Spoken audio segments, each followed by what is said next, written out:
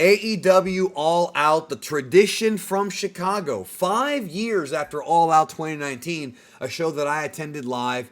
This show, well, I'm going to do my review on this show. This show was interesting because there were only 8 matches on the main show. And you know AEW shows always have more than that.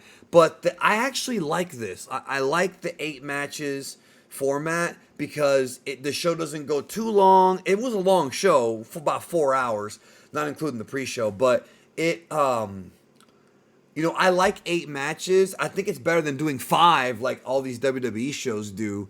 At least they should put a few more on WWE shows. But I'm going to do my review for AEW All Out 2024. I will say this. While this show was probably not as good as All In, and certainly not as historic as All In, this was a bit more consistent.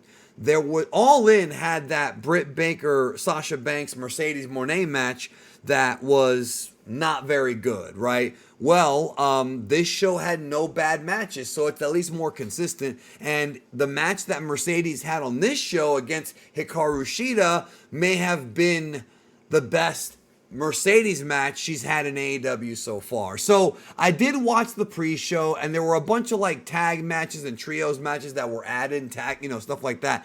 Nothing really too, exciting. I mean, they were just matches, and they were just doing spots, and nothing is really that, to me, that important. So I don't have to cover that. I want to tell you about the pay-per-view itself because it was good. They opened up with MJF and Daniel Garcia. The video package for this was great. And look, I have not been sold on Daniel Garcia. They've been trying to build him up, and I have not been sold on it. However, the promo on Wednesday was very good. You know what's a bummer? Look, I've been critical of AEW, and this past episode of Dynamite, this past Wednesday, was phenomenal. I love that show. And yet the show only did 660,000 approximately views. And that sucks because AEW...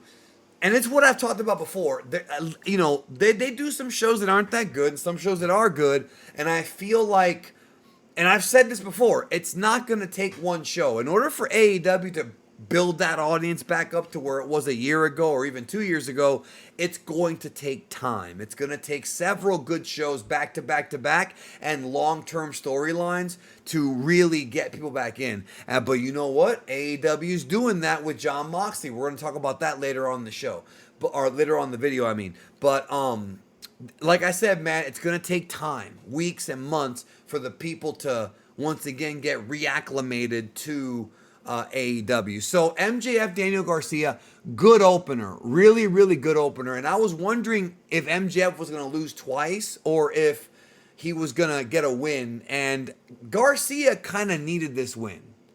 But I will say this, that there were 2 matches on this show where a guy lost but looked good in losing. Well, there was more than 2, but I mean specifically 2 guys. I'll get to the other one later. But Garcia in this match, he definitely looked great, and there was a story being told in the match as he was targeting MJF's neck. However, I've talked about this before, man. Pile drivers, even with a bad neck, it's not enough. So he tried to go for a top rope one. MJF hit him in the balls, and pinned him. And then after the match, MJF wanted a handshake. Garcia, he was going to kick Garcia in the nuts. Garcia saw it coming, blocked it, hit him in the balls, and then hit the avalanche pile driver from the top rope and got a big pop, and then kissed MJF in the head. So he still got over in losing, and that's good. This is actually good booking. I do think that at some point, Garcia is going to have to get a 1-2-3 on MJF. Doesn't have to be right now, but if you really want to elevate that guy, you're going to have to give him the win at some point. But MJF retains, or wins, not really retains, but wins. And moving on, the next match was the Young Bucks against Claudio Castagnoli and Wheeler Yuta for the AEW Tag Team titles. This match, the thing about this show that I'll give AEW credit for is the match order on this show I felt was very solid. I like the fact that you had, like the earlier matches that did not go all out, no pun intended. Well, we're about to get to one that did. And because of that, I thought the structure of the show was built up pretty well. Although you could have probably put the Mercedes Hikaru Shida match on earlier if you wanted. they didn't, and I'll go into why they didn't in a minute. But Young Bucks and Claudio, I like this match because it wasn't all like overly choreographed Young Buck stuff. They actually started the match pretty slow, like a traditional tag match, and saved all of the Young Bucks, transitional moves and whatnot for later in the match, and I like that. I think this was probably the best match the Bucks have had since winning the titles. And I will say that, the thing about the Bucks is that I actually like when they slow down. I remember when the Bucks went against Cody and Dustin back in 2019 in the summer. I think it was Fyter Fest or Fight for the Fallen. And I was thinking, okay, they're going to run circles around Dustin. But no, they slowed down and actually were able to work around Dustin's limitations, being an older guy. And in this match, it wasn't so much about limitations, but they didn't just do like a crazy match with, a bunch of shit. And so what happened was I actually liked the finish. So they won with a cradle. They actually won with a cradle pin. And again, that's good because in a way it's kind of protecting Yuta and Claudio, but that would not be the last we would see of them. Will Ospreay and Pac again for the AEW International title. So this was probably the best match of the night as far as a technical perspective went. Of course, Will Ospreay is always going to be a contender for the best match of the night, and so is Pac. This is what you'd expect, man. Crazy high flying, lots of aerobics, lots of gymnastic stuff. If you don't like that kind of stuff, this won't be the match for you. But Ospreay does this stuff so smooth, so clean. Like he makes everything look easy. This was a dream match for a lot of people, yo. But what happened? I mean, they had so many reversals, so many like surprises. So what happened was, for the finish, I mean, this was a phenomenal. Go out of your way to see this match, dude. If you missed the show, go out of your way to see this fucking thing. So, Ospreay was gonna hit like a giant poison Rana, right, from the top. I mean, Pac on Ospreay, but Ospreay landed on his feet, right, which was awesome. Hit him with the hidden blade, but it was a 2 count. So I was like, wait a minute, what the hell? So he went into a springboard Oz cutter, but then Pac countered it into he hit it, and then he went for the Stormbreaker, but Pac turned it into a Hurricane Rana with a snap. It was super fast. Ospreay rolled through into a Styles Clash. They hit the other hidden blade for the win. Really, really solid. I mean, another Dave Meltzer. Dave's going to give this match a high review, but it really was that good.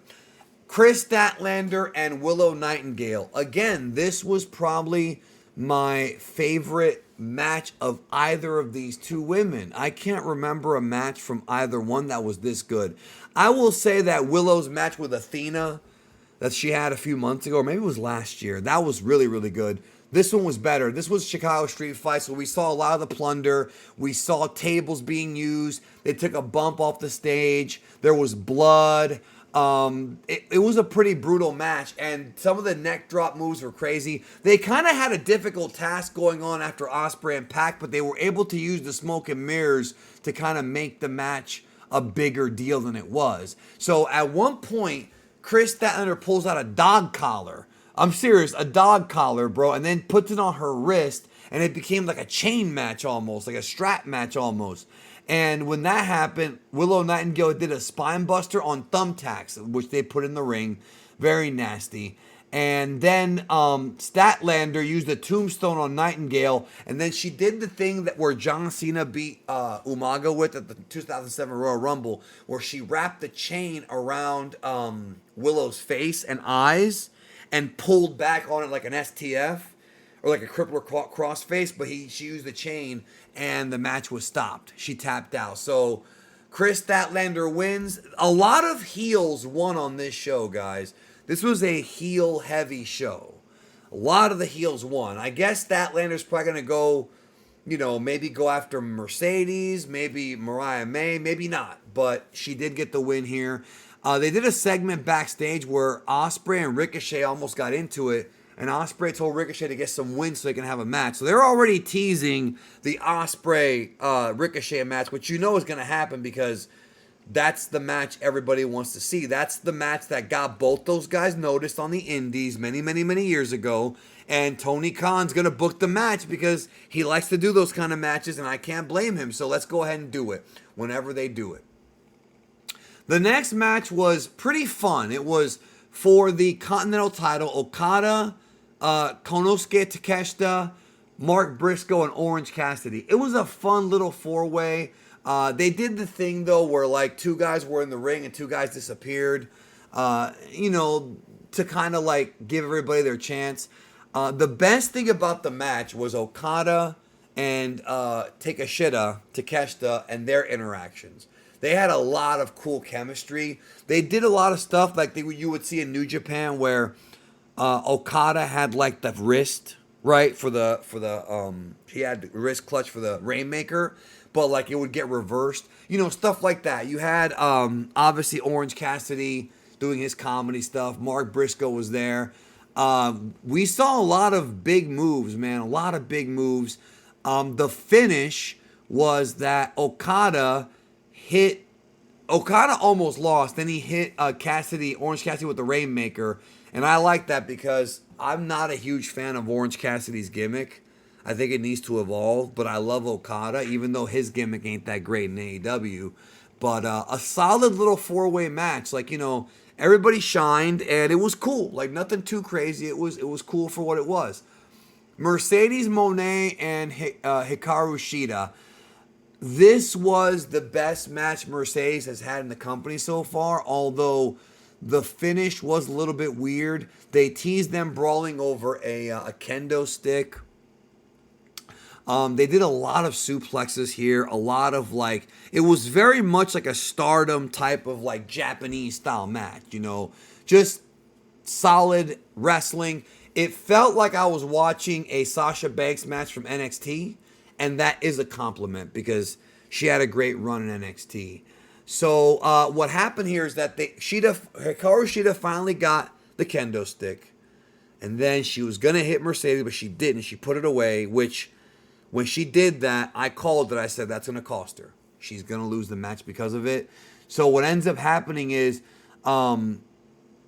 Mercedes, she's still not quite in there, but she was basically able to nail Hikaru Shida in the knee and then hit the Monet Maker for the 1, 2, 3, and then Camille came out. So that was that. Again, probably the best Mercedes match she's had so far in AEW, but still, the last minute was a bit clunky, but it was still fine. It was no problems there. Co-main event, Bryan Danielson and Jack Perry. This is the other match that I mentioned earlier where Jack Perry, like Daniel Garcia, Jack Perry's career has been elevated. Going into the match, I did not see Jack Perry as a main eventer. I still don't really see him as that, but this match probably did a lot for him because it was a good match. It was a very, very good match. Bryan came out the final countdown again, so once again, Tony Khan's forking out money for big music. But this was a great match. The finish was predictable in the sense that I knew that Jack Perry was not going to get the title, but the match was still good. They really did a great job here. A great job with the finishers, the reversals, everything was great. What was more interesting, though, was the aftermath, which I'm going to get to in a minute. So, Danielson basically was doing the thing where he was kicking Jack in the head, just pounding him out. And then Jack Perry, when he was about to hit the knee, kind of did the Shawn Michaels, go ahead and hit me type of thing, the storytelling. So Bryan hit him with the flying knee and won the match. They did try to get us to think that Bryan was going to lose because the Young Bucks came out at one point, hit him with a TK driver, and then Claudio and Yuta came out to chase them away. So after the match, Kill Switch, a.k.a. Luchasaurus, comes out. And I'm thinking, oh, great. They're going to have Christian cash in, aren't they? And lo and behold, out came Christian with, his dog and pony show, Nick Wayne, etc., the mom. And then the Blackpool Combat Club came back out. So it was Moxley, it was Wheeler Yuta, it was Claudio, and Pac, who's now a new member because they won the trios titles together. So they're all out there, and they're blocking the ring. So they're at ringside. Christian's group is coming because Luchasaurus joined them. And then when they blocked the ring to protect Bryan, Christian turned around and left. They all get in the ring, celebrate with Bryan. I'm thinking, are they going to turn on him? I've been watching wrestling for so long, dude, and you know Mox is the heel now, basically, so so they turn on him. Wheeler was the only one that didn't do it. Claudio, Pac, and Moxley beat up Bryan and wrapped a plastic bag over his head to choke him out, kind of like what they did at the end of The Godfather, and it was played up to be this gruesome... This has been done before. I think the Horsemen did it on Sting back in like 1990. This has been done before. But they did it on Bryan, and they made it seem like Bryan was, going to not be able to breathe, just be passed out, And Yuta was being held back by Pac. And then when they got done beating him up, Yuta came over to check on him. So I guess he's not turning, but John Moxley and Claudio and Pac are very... And then, of course, Marina Shafir came out. So they turned on Daniel Bryan. I think the idea here is that everyone's going to be going after Bryan.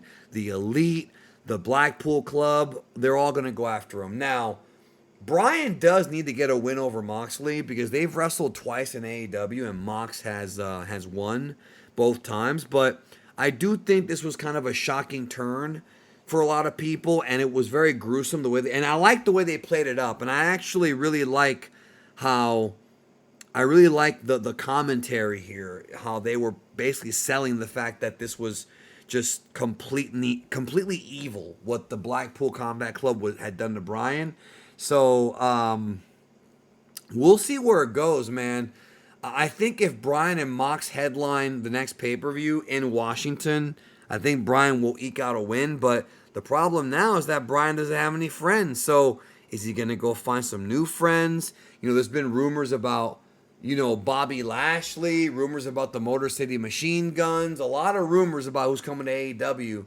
So he's going to need help because he's got a lot of guys against him. But the question is, where's Yuta going to stand? So this was good because, like I mentioned earlier, this is what Tony Khan and AEW have to do to get the audience back in. This week-to-week storytelling where we see Mox beating people up, and he doesn't explain his actions, and eventually he will explain. Maybe even this week on Dynamite. The idea should be that you should tease week by week, little by little. Remember, the Bloodline, when it first started back in like the fall of 2020, it took a while before it became the biggest angle in wrestling. It took, several months and maybe even years, maybe a year. And that's what I'm saying. If they want to get those ratings on Dynamite up, they're going to have to do like a slow burn story where people have to tune in every week to find out what happens. It has to be like must-see TV, and they just don't do that, and they need to do it because I did a video recently about how I don't watch Dynamite anymore, and I did watch the last couple of weeks' episodes, and I did enjoy them. So hopefully, like I said, I criticize Tony Khan. I hate how he is on Twitter and, just that Nepo baby shit, but I'm not going to criticize him if he does something good. I'm going to be very fair. And this was good. And I'm intrigued. I'm very intrigued about this Moxley storyline and them turning heel. So it's going to be kind of fucked up if the Trios champions have two heels and one babyface. But I guess we'll see. Again, we will see what happens in the coming weeks, and I'm okay with it. Main event. It was a lights out steel cage match. Now, one thing I loved is Justin Roberts told the crowd that the sanctioned matches for the evening are over. The next match will be lights out, and it's unsanctioned by All Elite Wrestling. Now, what I loved about this is exactly what Championship Wrestling from Florida used to do. I talked about this all the way back on my Full Gear 2019 review. If you went to a big card back in the 80s or 70s for Championship Wrestling from Florida, the Eddie Graham promotion, they would have the regular matches. They would have like a co-main event that was like maybe for a title, and then the main event, if it was a lights out match, they would say this match is not sanctioned by the National Wrestling Alliance. If you have any children in the crowd, please make sure that please be advised, it's going to be violent. They did that here, and I like that. I always love that. I'm a big fan of it. Just sells the brutality. This match was absolutely brutal. They started brawling before the match even started. They teased like Swerve holding Hangman's head around the ringside where the cage was coming down to like have the cage come down on his neck. Nana, before the cage came down, threw a bunch of chairs in the ring and tables. And the match early on, this was not a wrestling match. This was a war.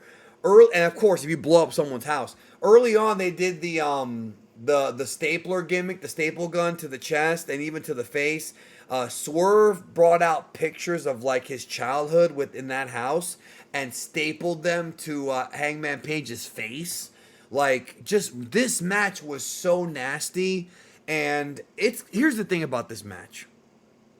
This match, some people are going to love it. Some are going to hate it because it is very brutal. It reminded me a lot of the Full Gear main event from 2019. And actually, it sort of reminded me of that Double or Nothing main event, except in that match, I think they did too much. In this match, they did a lot of really gory stuff, but I don't think it was quote unquote too much, because my big problem with the Double or Nothing match is that they used fire and it wasn't the finish. In ECW or even in WWE, if you use fire, that should be the finish because it's fire. It's dangerous, unpredictable.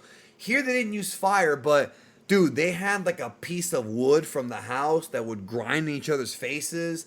Oh God, there's so much nasty stuff in this match. Like just brutal, brutal stuff. They brought out a cinder block and did like a vertebreaker on it. Like, this was dangerous, man. These guys, but it was what they sold to everybody, yo. It was violent. Like, I expected it. And I don't know if this is the blow off or not, but the finish to this match was just nuts. So, this is gross. So Hangman pulls out a hypodermic needle. A needle. And he sticks the needle in like Swerve's like mouth, like almost like giving him like a tongue piercing. It was gross. And then he puts the needle in his mouth, and then he hits him with a chair shot to the head. Now, since the Chris Benoit situation, and since it's come out that these chair shots to the head are dangerous, WWE's banned them. AEW's done them once in a while. This was a disgusting looking chair shot to the head, and it was the finish. Now, keep in mind, he was already beating up on Swerve for most of the match. They destroyed each other. But that needle plus the chair shot to the head was so gross. But the chair shot, look, I would not be surprised if people criticize that chair shot to the head, because we know that the CTE shit and the concussion shit is for real. Look, I grew up watching wrestling in the 80s and 90s. Well, the 90s. I was too little in the 80s. But the 90s, I watched pretty much all the way through. And I watch ECW, and there were chair shots to the head. Attitude Era, same thing. And but now you don't see it anymore because of the trauma. Don't forget that guys like Balls Mahoney and Axl Rotten, that's all they did, and they died young. So I don't want Swerve to die young. I would hope that he's okay, but this chair shot to the head was absolutely brutal. So if you like this kind of wrestling, it's for you. It was a brutal main event. I enjoyed it, and I credit those guys for what they did, even though they may have gone too far. The best match, though, like from a technical perspective, was probably Ospreay and Pac. From a storytelling perspective, it was either the main event or the MJF Daniel Garcia match, because that one told a phenomenal story. They told a great story in that match. MJF was talking shit to him, like there was psychology. So another great AEW pay-per-view. These guys don't miss when it comes to pay-per-views, man. So hopefully Wrestle Dream won't have any like ultra violent matches. I hope it's more like a scientific match, like what we got last year with like Zack Sabre and Bryan, because like we got a lot of that brutality here. Maybe too much for some people. So maybe Wrestle Dream would be more maybe less violent. But again, they try to book different types of matches and give you like a buffet on the pay-per-views, and I appreciate that. So we'll see what they got cooking. We'll see. But solid show. I can't criticize it, except for the chair shot to the head. I do worry about Strickland. But Hangman wins the feud, I guess. I don't know how they're going to top this. I have no clue how they're going to top this match. But Swerve's, I don't know if they're going to have Swerve beat him back or not, bro. We'll see what happens, man. But I will say this. Heels won, and I am intrigued for Dynamite this week. So that's good. That is a good thing. And AEW's had issues with that, but I'm in. What did you think? Let me know in the comments below. I'll see you in the next video.